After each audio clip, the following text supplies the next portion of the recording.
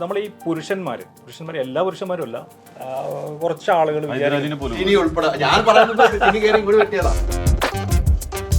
ഓ ടിനി ടോമിനി മമ്മൂക്കയുടെ വില്ലനത്തെ ഒരു ഷോ, ഞാൻ പേരൊന്നും പറയില്ല, ഒരു തരത്തിലും ഈ സമൂഹത്തിൽ നിങ്ങളില്ല ഇൻഫ്ലുവൻസ് ചെയ്യാത്ത ഒരു ഷോ. എന്നെ വെച്ചിട്ട് ഇറക്കിയാൽ ഇപ്പൊ ഒരാളും വീട്ടിൽ നിന്ന് ഇന്ന് ടിനി ടോമിന്റെ സിനിമ കാണാം തേച്ച് ഷർട്ടിട്ട് ആരും വരൂല എന്ന് എനിക്കറിയാം. ഉള്ള സത്യം പറയാലോ. പ്ലേ തുടങ്ങുന്നത് ലാൽ സാറിന്റെ നമസ്കാരം എന്ന് പറയുന്നതിനുള്ള ഓഡിയൻസ് നല്ല രാഷ്ട്രീയം ഏതുമായിട്ട് സന്തോഷിന്റെ രാഷ്ട്രീയമാണ് എന്റെ രാഷ്ട്രീയമാണ്. സുരേഷ് ഗോപി എന്നുള്ള വ്യക്തിയെ കുറിച്ച് അത് ഞാൻ അത് ഭയങ്കര അയപ്പിച്ചാണ്. ഞാൻ വീട്ടിൽ പാടിയപ്പോ എൻ്റെ വീട്ടിൽ എൻ്റെ വൈഫ് കൊച്ചിനെ പോലെ കൊണ്ടു നടക്കുന്ന ഒരു പൂച്ചയുണ്ട്. ഈ പൂച്ച ഒരു ഒറ്റ ഓട്ടം മുകളിലേക്ക് ഓടിയിട്ട് 2 ദിവസം കഴിഞ്ഞിട്ടാണ് തിരിച്ചു വന്നത്. എന്റെ കുഞ്ഞല്ലേ നീ അച്ഛൻ്റെ പൊന്നല്ലേ, പൊന്നു മോളല്ലേ നീ എൻ്റെ തങ്കക്കൂടമല്ലേ.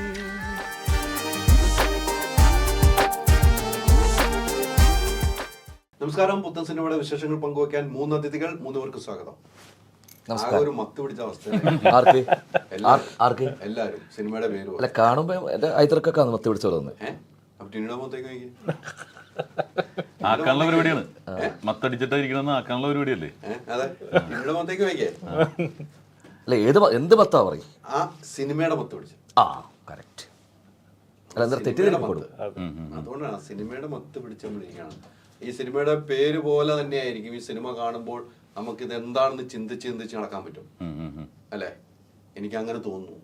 ഈ സിനിമയുടെ ഒരു ഗെറ്റപ്പും പോസ്റ്ററുകളൊക്കെ കണ്ടിട്ട് ഇന്നുവരെ കാണാത്ത രീതിക്കുള്ള അഭിനയ മികവുകൾ ടിനിയും സന്തോഷവും ഒക്കെ കാഴ്ചവെച്ചു എന്നാണ് ഞാൻ അറിഞ്ഞിരിക്കുന്നത്. അത് പറയേണ്ടത് ഇനി പ്രേക്ഷകരാണ്. ഇപ്പോൾ പറയാൻ അവസരം ഡയറക്ടറാണ്. തീർച്ചയായിട്ടും പറയൂ. മത്ത് എന്ന് പറയുന്ന സിനിമ നമ്മൾ ഉദ്ദേശിക്കുന്ന ഒരു മത്ത് താങ്കളിപ്പോൾ പറഞ്ഞ മത്ത് ആണ്.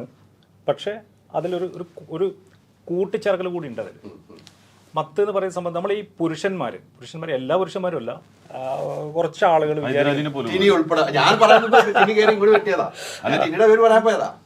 ചില ആളുകൾ ആലോചിക്കുന്ന സംഭവം എന്താണെന്ന് വെച്ചാൽ, ഈ നമ്മുടെ സൊസൈറ്റിയിലുള്ള പെണ്ണുങ്ങൾ, ഈ സ്ത്രീകൾ പുരുഷന്മാരുടെ അടിമകളാണെന്ന് തോന്നിപ്പിക്കുന്ന ഒരു വല്ലാത്ത ഒരു ബൗദ്ധികമായിട്ടുള്ള, അല്ലെങ്കിൽ ഈ പേശീബലം കൊണ്ട് അവർ നമ്മുടെ അടിമകളാണെന്ന് തോന്നിപ്പിക്കുന്ന രീതിയിലുള്ള ഒരു പ്രത്യേക തരം മത്തുണ്ട് നമ്മുടെ സൊസൈറ്റിയിൽ. നമ്മുടെ എത്രയൊക്കെ പറഞ്ഞു കഴിഞ്ഞാലും ഇവരൊക്കെ നമ്മൾക്ക് താഴെയാണെന്ന് തോന്നിപ്പിക്കുന്ന രീതിയിലുള്ള പല സംഭവങ്ങളും നമ്മൾ ഈ അടുത്തിടെയായി, അല്ലെങ്കിൽ ചിലപ്പം പഴയ കാലം മുതൽ ഇങ്ങോട്ടേക്ക് നമ്മൾ കണ്ടുവരുന്നുണ്ട്.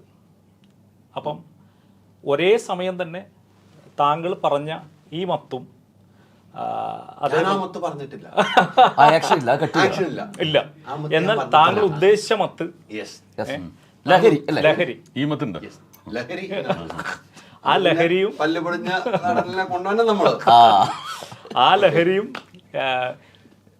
ഞാൻ ഈ പറഞ്ഞ ഈ പേശി ബലത്തിന്റെ അല്ലെങ്കിൽ ആണത്തത്തിന്റെ ഒരു മത്തും അതിങ്ങനെ പാരലായിട്ട് ഒരു റൂട്ടിൽ കൊണ്ടുപോകാനുള്ള ശ്രമമാണ് ഈ സിനിമയിലൂടെ നമ്മൾ ട്രൈ ചെയ്യുന്നത്. അതുകൊണ്ട് തന്നെയാണ് ഈ സിനിമയുടെ തുടക്കം തന്നെ ഈ പേരിലേക്ക് എത്തിയത്. അതെ അല്ലെ? ലെറ്ററിംഗിൽ തന്നെ ഉണ്ട് സ്ത്രീയുടെ ഒരു മുഖം വരുന്നുണ്ട്. അല്ലെ? സ്ത്രീയുടെ മുഖമുണ്ട്, ഒരു പുരുഷന്റെ മുഖമുണ്ട്, പുറംതിരിഞ്ഞ് നിൽക്കുന്ന വേറൊരു പുരുഷന്റെ മുഖമുണ്ട്. പുറംതിരിഞ്ഞ് നിൽക്കുന്ന ആരാണ് ഒരു ചോദ്യമാണ്. പുറംതിരിഞ്ഞ് നിൽക്കുന്നത് ഇതെല്ലാം ഞാൻ പറയട്ടെ, ഇപ്പൊ ഹൈദരാലിയിൽ തന്നെ കാണാൻ പറ്റും. ഇപ്പൊ നിങ്ങൾ വീട്ടിൽ ചെന്നിട്ട്, അല്ല ഞാൻ കാര്യം ഉദാഹരണത്തിന് പറയണം, നിങ്ങൾ വീട്ടിൽ ചെന്നിട്ട് ഇപ്പൊ ഭാര്യ എടുത്ത് അതിൽ ചായ എടുക്കടിയെന്ന് പറയും. തിരിച്ച് ഭാര്യ ഒരു ദിവസം പറയും ചായ എടുക്കടാന്ന് പറയും. 2ാം ദിവസം നിങ്ങൾ സമ്മതിക്കോ ചായ എടുക്കടാന്ന് പറഞ്ഞാൽ? ഇല്ല. അപ്പൊ ഇങ്ങനെയാണ്. അതെന്താണ് പറ്റാത്തത്? എല്ലാവരും അങ്ങോട്ടും ഇങ്ങോട്ടും ജീവിക്കുന്ന കാലഘട്ടം ആ രീതിക്കാണ് പോയിക്കൊണ്ടിരിക്കുന്നത്.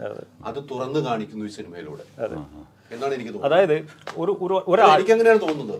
എല്ലാ വീട്ടിലും ഉള്ളതാണ്. അതെ. എനിക്കൊരു ഉദാഹരണം, പക്ഷെ പുറത്ത് പറയാത്ത കുറെ കാര്യങ്ങളുണ്ട്. അത് പുറത്ത് പറയുന്നത് ഇതിലൂടെയാണ് പറയുന്നത്. ഇതുവരെയായിട്ടും പറയാത്ത ചിലപ്പോൾ ഒരാൾ അയാൾ ഒന്നല്ല.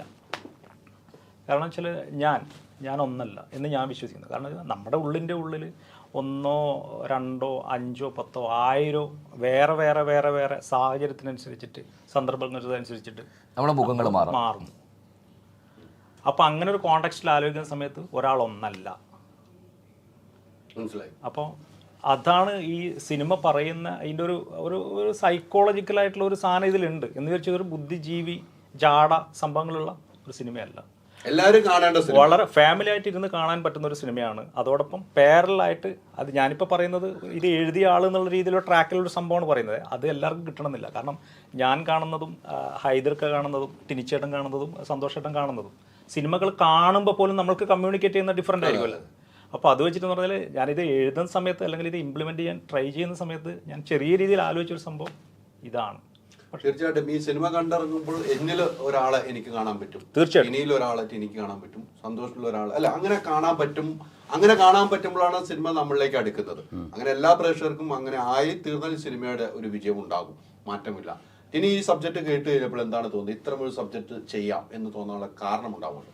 ഒന്ന് ഞാനിത് ചോദിച്ചത് എന്നെ വെച്ചിട്ട് ഇറക്കിയാൽ ഇപ്പം ഒരാളും വീട്ടിൽ നിന്ന് ഇന്ന് ടിനി ടോമിൻ്റെ സിനിമ കാണാം തേച്ച് ഷർട്ടിട്ട് ആരും വരില്ല എന്ന് എനിക്കറിയാം. ഉള്ള സത്യം പറയാമല്ലോ, ഈ സബ്ജക്റ്റ് അത് ഡിമാൻഡ് ചെയ്താലേ ആൾക്കാർ വന്ന് കാണുള്ളൂ. ഞാൻ ഇതെല്ലാം അനുഭവിച്ചിട്ടുള്ളതാണ്, പരാജയങ്ങളും വിജയങ്ങളുടെ കൂടെ ഒക്കെ നിന്നിട്ടുള്ളതാണ്. എന്നാൽ വിജയത്തിനേക്കാൾ കൂടുതൽ പരാജയപ്പെട്ട സിനിമകളിലായിരിക്കും നിന്നേക്കണം, അതിൻ്റെ അത് മനസ്സിലാക്കിയിട്ടുണ്ട്. പക്ഷെ ഒരു കലാകാരനെ സംബന്ധിച്ചിടത്തോളം ഇതുപോലൊരു അവസരം കിട്ടുക എന്ന് വെച്ചിട്ടുണ്ടെങ്കിൽ വളരെ വിരളമായിട്ട് കിട്ടുള്ളൂ. അപ്പം ഞാനിപ്പോൾ തന്നെ ഒരു 5-6 സിനിമ ചെയ്തു വെച്ചിട്ടുണ്ട് വ്യത്യസ്തമായിട്ടുള്ള. പക്ഷേ അതിൽ ഏറ്റവും മികച്ചത് ഇതെന്ന് ഞാൻ പറയുന്നതല്ല, എല്ലാം വ്യത്യസ്തമാണ്. പക്ഷേ ഇത് ഇത്തിരി റിസ്കി എലമെൻ്റാണ്. ഇത് യഥാർത്ഥത്തിൽ എന്നെ അല്ല കാസ്റ്റ് ചെയ്തത്. ഇതിൻ്റെ അകത്ത് രണ്ടാമത്തെ ഒരു വേഷം വരുമ്പോൾ ആ നടന് പ്രത്യേക സാഹചര്യത്തിൽ വരാൻ പറ്റാത്തത് കൊണ്ട് എനിക്ക് പ്രൊമോഷൻ കിട്ടിയതാണ്. അപ്പോൾ ഈ ഒരു ക്യാരക്ടർ തന്നെ ഒരു 10 പ്രാവശ്യം ചോദിച്ചാലേ മനസ്സിലാവുള്ളൂ. അപ്പോൾ ഇങ്ങനൊരു കഥാപാത്രം എൻ്റെ എത്തിക്സിന് ചേർന്നാണെന്ന് വെച്ചാൽ അല്ല. അപ്പം ഇത്ര എത്തിക്സ് അല്ലാത്തത് നിങ്ങൾ എന്തുകൊണ്ട് ഇത് ചെയ്തു എന്നൊരു ചോദ്യം വരാം. എനിക്ക് വിവാദം ഉണ്ടാകാം, പല വിമർശനങ്ങളും ഉണ്ടാകും. കാരണം നിങ്ങൾ ഇതുപോലത്തെ സബ്ജക്റ്റ് ചെയ്യരുതായിരുന്നു പറയും. ഇത് ഞാനല്ല, ഇതൊരു കഥാപാത്രമാണ്. ഇതിൽ ഞാൻ കള്ളടിക്കുന്നുണ്ട്, കഞ്ചാവ് വലിക്കുന്നുണ്ട്. ഇപ്പം ജോർജ് സാറിൻ്റെ ആൻ്റണി എന്ന് പറഞ്ഞ പടത്തിൽ ജോജുവിൻ്റെ ഓപ്പോസിറ്റ് ചെയ്ത ക്യാരക്ടർ ഞാൻ അവിടെ ചെന്ന് കഴിഞ്ഞപ്പോൾ ഒരു പോസ്റ്ററാണ് കാണുന്നത് എൻ്റെ ഫോട്ടോ വെച്ചിട്ട്. ഞാൻ നോക്കിയപ്പോൾ മയക്കുമരുന്ന് കേസിൽ പിടിയിലായ വടക്ക് സേവിയറിനെ പിടിച്ച പോലീസിന് അഭിനന്ദനങ്ങൾ. അപ്പം ഞാൻ സാറിൻ്റെ അടുത്ത് വെച്ചിട്ട് എന്താ കഥാപാത്രം അങ്ങോട്ട് വരും, നീ മയക്കുമരുന്ന് കച്ചവടക്കാരനാന്ന് പറഞ്ഞു. അപ്പം എൻ്റെ ജീവിതമായിട്ട് ബന്ധമില്ല, പക്ഷെ ആ സിനിമയിൽ കഥാപാത്രമായി മാറേണ്ടി പറ്റില്ലല്ലോ. അപ്പൊ എന്താണ് ഞാൻ പെണ്ണുപിടുത്തക്കാരനും മറ്റും ഇതൊക്കെയാണ് അതിൻ്റെ അത്. അപ്പൊ അങ്ങനെ ഒരു കാസ്റ്റിംഗ് എനിക്ക് ജീവിതത്തിൽ കിട്ടിയിട്ടില്ല. സാറെന്താണ് നീ അത് ചെയ്താൽ മതി എന്ന് പറഞ്ഞു. അതുപോലെ തന്നെ ഇതിൽ വന്നപ്പോഴും എൻ്റെ ജീവിതത്തിലെ എത്തിക്സ് ആയിട്ട് ചേരാത്തൊരു കഥാപാത്രമാണ്. അത് ഒരു ആക്ടറെ സംബന്ധിച്ചിടത്തോളം പ്രൂവ് ചെയ്യാൻ പറ്റുന്ന ഇതാണെന്ന് ഞാൻ വിശ്വസിക്കുന്നു. കാരണം ഇത് നാടകം കൂടി ചെയ്യുന്ന ഒരാളാണ്. അപ്പൊ പക്ഷേ ഇത് ചില ആൾക്കാർ ഇതുപോലത്തെ ക്യാരക്ടർ ഞാൻ ചെയ്യില്ല എന്ന് തള്ളിവിടാൻ പറ്റാവുന്ന ഒരു ക്യാരക്ടറാണ്. അപ്പോൾ അത് ഞാൻ പറഞ്ഞില്ല. അപ്പോൾ അത്രയും റിസ്കി എലമെൻ്റ് ഉള്ളൊരു സാധനം എടുത്ത് ചെയ്യും. ഇപ്പോൾ കാതൽ എന്ന് പറയുന്ന സിനിമ മമ്മൂക്കേനെ പോലെ ഒരാളെടുത്ത് ചെയ്യണമെങ്കിൽ അദ്ദേഹത്തിന് അത് ചെയ്യേണ്ട ആവശ്യമില്ല, ഒരു മാസപ്പടം ചെയ്താൽ പോരെ, കാശും കിട്ടുമായിരിക്കും, ചിലപ്പോൾ ഭയങ്കരമായിട്ട് ആളുകൾ തള്ളിക്കയറും. പക്ഷെ അതുപോലത്തെ ഒരു എലമെന്റ് ഞാൻ ഇതായിട്ട് താരതമ്യം ചെയ്തല്ല കേട്ടോ. ഇപ്പൊ തന്നെ ഹൈദരാലി പറയും ടിനി ടോം മമ്മൂക്കയുമായിട്ട് അല്ല, അതിനിപ്പോ ഈ അടുത്ത് എനിക്ക് ഹെഡ്ലൈൻ നിങ്ങളെയാണല്ലോ കാതലുമായിട്ട് സമയം ചെയ്ത് ടിനി ടോം എന്ന് പറയേണ്ടി വരുമല്ലോ, പറഞ്ഞ വാക്കല്ലേ, വേറെ കയ്യിൽ നിന്ന് ഞാൻ ഒന്നും ഇട്ടിട്ടില്ലല്ലോ, പറഞ്ഞത് തന്നെയല്ലേ, പറഞ്ഞത് തന്നെയല്ലേ മമ്മൂക്ക. പക്ഷെ അത് കോണ്ടസ്റ്റ് പറയുന്നു എന്നുള്ളതാണ്. അത് പിന്നീട് ആളുകൾ ഓപ്പൺ പക്ഷെ നിങ്ങളുടെ ഹെഡ്ലൈൻ അങ്ങനെയല്ലോ ആൾക്കാർ വായിക്കപ്പെടുക. എന്ത് ഹെഡ്ലൈൻ ഇടണം, അതിന് ആ കണ്ടന്റിന് ഹെഡ്ലൈൻ അല്ല, ആ കണ്ടന്റ് നമ്മൾ മത്തിനെ കുറിച്ച് പറയില്ല, കട്ടിടണല്ലോ എനിക്ക് അതിന്റെ ഒരു ഹെഡ്ലൈൻ അല്ല. മമ്മൂക്കയെ പോലത്തെ ഒരു ആക്ടർ ഈ ഒരു ഇത്രയും ഇതായിട്ട് നിൽക്കുമ്പോഴും നല്ല നല്ല ക്യാരക്ടേഴ്സിനെ കഥാപാത്രങ്ങളെ തേടി പോകുന്നു. അങ്ങനെ നമ്മുടെ മുമ്പിലുള്ള ഒരു വലിയ റോൾ മോഡലാണ് മമ്മൂക്ക. അപ്പോൾ ടിനിയെ പോലുള്ള ആളും ആ ഒരു റോൾ മോഡൽ നോക്കുകയാണ്. എങ്ങനെ രക്ഷപ്പെടണം? ഞാൻ അതിനകത്ത് അവിടുത്തെ ഒരു തമ്പിട്ടോട്ടെ, വേണ്ട മമ്മൂട്ടിയെ പോലെ മമ്മൂട്ടിയെ പോലെ ആകാറില്ല. അതെങ്ങനെയാണ് എന്നെ ഉപദ്രവിച്ചിട്ട് അതെ നമ്മൾ റോൾ മോഡൽ ആയിട്ട് എടുക്കുമ്പോൾ കാതൽ എന്ന സിനിമ മമ്മൂക്ക അത് ഏറ്റെടുത്തിട്ടുണ്ടെങ്കിൽ മമ്മൂക്കയുടെ ചങ്കൂറ്റവും മമ്മൂക്കയുടെ സിനിമയോടുള്ള പ്രിയവും പ്രേഷനാണ്. അല്ല, അന്വേഷണം എന്തറിയോ, എല്ലാ ആക്ടർക്കും പല ആൾക്കാർക്ക് ഇല്ലാത്തത് എന്താണെന്ന് പറഞ്ഞാൽ അന്വേഷണമില്ല, പഠനമില്ല. അന്വേഷണം എന്ന് പറഞ്ഞാൽ പഠനമാണ്. ഒന്ന് ചെയ്തു, അത് കഴിഞ്ഞ് അടുത്തേക്ക് വെയിറ്റ് ചെയ്യുന്നു. മമ്മൂക്ക എന്ന് പറഞ്ഞ ആക്ടർ ഞാൻ നോക്കിക്കാണുന്നത് ഓരോ നിമിഷവും അദ്ദേഹം പഠിച്ചുകൊണ്ടിരിക്കുകയാണ്. അതെങ്ങനെ കാണുകയാണ്, എല്ലാം കാണുന്നുണ്ട് അദ്ദേഹം. ഇപ്പോൾ ലാലേട്ടൻ എന്ന് പറഞ്ഞ നടൻ വായിക്കാത്ത പുസ്തകങ്ങളില്ല. ഫിലോസഫി, ഏത് തരത്തിലുള്ള ലോകത്തിലെ ഏത് ഫിലോസഫിയെക്കുറിച്ച് ചോദിച്ചാലും അദ്ദേഹം അഭിനയിച്ച് പോവുക മാത്രമല്ല ചെയ്യുന്നത്, തിരക്ക് പിടിച്ച ഷെഡ്യൂളിനിടയിലും ഓരോന്നും അന്വേഷിക്കുകയാണ്. അപ്പോൾ ഈ വായനയിലൂടെയും കാണുകയിലൂടെയും ആ അന്വേഷണത്തോടെ മാത്രമേ പുതിയ പുതിയ കാര്യങ്ങൾ നമുക്ക് കണ്ടെത്തി ചെയ്യാൻ സാധിക്കുള്ളൂ. അങ്ങനെ ഒരു എക്സ്പെരിമെൻറ്റിന് പറ്റിയൊരു ടൈം ഇപ്പം നമ്മുടെ മലയാള സിനിമയിലുണ്ട്. അതുകൊണ്ടാണ് മമ്മൂക്കിക്ക് അത് ചെയ്യാൻ പറ്റിയത്. ഇപ്പം രഞ്ജിത്ത് പുതിയ സംവിധാന സ്വപ്നമായിട്ട് പുതിയതായിട്ട് വന്നതാണ്. ആദ്യം തന്നെ അദ്ദേഹം അങ്ങനെ ഒരു ഇച്ചിരി എക്സ്പെരിമെൻ്റൽ ആയിട്ടുള്ള തോട്ട്സാണ് ഈ സിനിമയോട് പറയാൻ പോകുന്നത്. കാരണം ചെറുതല്ല, മീൻസ് റിയലിസ്റ്റിക് ആണോ എന്ന് ചോദിച്ചു കഴിഞ്ഞാൽ ഇടയ്ക്ക് നമുക്ക് തോന്നും ഈ സിനിമ, ഞാൻ ഈ സിനിമയുടെ പ്രിവ്യൂ കണ്ട ഒരാളാണ്, റിയലിസ്റ്റിക് അപ്രോച്ച് ഉണ്ട്. ചില സമയത്ത് തോന്നുമ്പോൾ ഭയങ്കര ടിനിയേട്ടൻ്റെ ക്യാരക്ടർ പോലും ഭയങ്കര സർ റിയലിസ്റ്റിക് ആയിട്ട് പെരുമാറുന്നത് കാണാം. ഇപ്പോൾ നേരത്തെ പറഞ്ഞു ഇത് നമ്മുടെ ഉള്ളിൽ ഇതൊക്കെ ഉണ്ട്. ചില സമയത്ത് നോക്കുമ്പോൾ ഭയങ്കര ഫാൻറ്റസി കാണാം. ഇതെല്ലാം നമ്മുടെ ഉള്ളിലാണ്, നമ്മുടെ ക്യാരക്ടറിലുണ്ട്. അപ്പോൾ ഈ 3 ഘട്ടത്തിലൂടെയും ഇദ്ദേഹം സഞ്ചരിക്കുന്നുണ്ട്. അപ്പോൾ ഈ ക്യാരക്ടർ ടിനി പറഞ്ഞ വളരെ കറക്റ്റാണ്, ഒരു ആക്ടറുടെ ചാലഞ്ചിങ്ങാണ്. അവിടെ പലപ്പോഴും നമ്മൾ നടൻ കഥാപാത്രമായി മാറുമ്പോൾ എത്തിക്സ് ഒക്കെ മാറ്റി വെക്കണം. തീർച്ചയായിട്ടും അതും ഇതും രണ്ടാണ്. നിങ്ങൾ സിനിമയും അങ്ങനെ തന്നെയാണ് നോക്കിക്കാണേണ്ടത്. വ്യക്തി വേറെ, കഥാപാത്രം വേറെ. പക്ഷെ ഇപ്പൊ അങ്ങനത്തെ ഒരു പ്രശ്നങ്ങളുണ്ടെന്നേ, ഭയങ്കര അത് സോഷ്യൽ മീഡിയ അത് നമുക്ക് ഇതിനു മുമ്പ് നമ്മൾ ഏതൊക്കെ സിനിമകൾ കണ്ടിരുന്നു, എന്തൊക്കെ അങ്ങോട്ടും ഇങ്ങോട്ടും പറഞ്ഞിരുന്നു. ഇത് നമുക്ക് ഇന്നത്തെ കാലത്ത് എങ്ങനെ നെഗറ്റീവ് പബ്ലിസിറ്റിയിലൂടെ നമ്മളെ വിറ്റഴിക്കപ്പെടാം എന്നുള്ളത് നമ്മൾ നോക്കുന്നത്. ഞാനും ഇദ്ദേഹം വലിച്ച് കുറേ എത്തിക്സ് പറഞ്ഞാൽ ഈ ഇൻ്റർവ്യൂ ഒരു കുട്ടി കാണില്ല. ഇപ്പം നിങ്ങൾ ഞാനിപ്പം ഇന്ന് കേരളത്തിന് ഏറ്റവും കൂടുതൽ വിദേശത്ത് പോയിട്ട് നാടകം കളിക്കുന്ന ഒരു മനുഷ്യനാണ് ഞാൻ. എൻ്റെ ആ അനുഭവങ്ങളൊന്നും ഒരാൾ പോലും കേൾക്കണമെന്നില്ല. ഞാൻ എന്തെങ്കിലും നിങ്ങൾ എൻ്റെ ഉള്ളിൽ നിന്നൊരു നെഗറ്റീവ് എടുക്കുക. കാരണം അതുകൊണ്ടാണല്ലോ നിങ്ങൾ മുഴുവൻ ചാനലുകാർ മുഴുവൻ കൊച്ചിൻ എയർപോർട്ടിൽ പോയിട്ട് എന്തിനാണ് കാവൽ കിടക്കുന്നത്? ഒരു ഷോ, ഞാൻ പേരൊന്നും പറയില്ല, ഒരു തരത്തിലും ഈ സമൂഹത്തിൽ നിങ്ങളില്ല ഇൻഫ്ലുവൻസ് ചെയ്യാത്ത ഒരു ഷോ. അല്ല എന്തോ ആയിക്കോട്ടെ, ആയിക്കോട്ടെ, ഞാൻ പറഞ്ഞു, ഞാൻ ഷോ ആയിക്കോട്ടെ. ഇതല്ല ബിഗ് ബോസ് തന്നെ. അപ്പൊ നിങ്ങൾ പെട്ടി കിടക്കുകയാണ് ചാനലുകാരവിടെ, ചില ചാനലുകാർ അല്ലെ. അപ്പൊ എന്തുകൊണ്ടെന്നാൽ നിങ്ങളത് വിറ്റഴിക്കപ്പെടുന്നത് അതുകൂടിയാണ്, അല്ല മറ്റൊരു കാര്യമൊന്നുമല്ല. അതുകൊണ്ട് തന്നെ നമ്മളിനി എന്ത് എത്തിക്സ് പറഞ്ഞു കഴിഞ്ഞാലൊന്നും അതൊന്നും ഇവിടെ ആർക്കും ഇതാവില്ല. നമ്മൾ സിനിമയിലേക്ക് വരാം.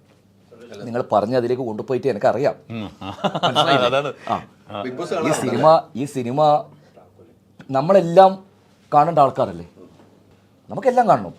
പിന്നെ നമ്മളെ കാണുമ്പോൾ മാത്രമേ നമുക്ക് വിമർശിക്കാൻ പറ്റുള്ളൂ.